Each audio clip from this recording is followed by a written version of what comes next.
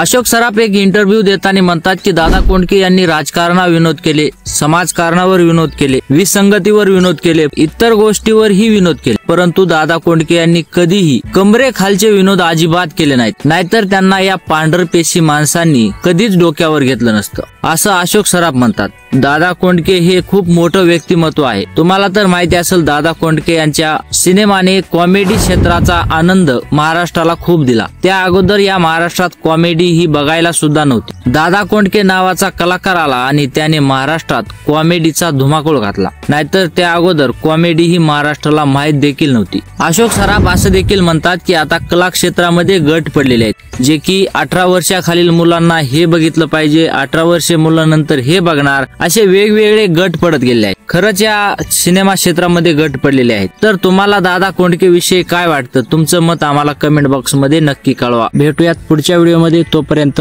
Jai Maharashtra.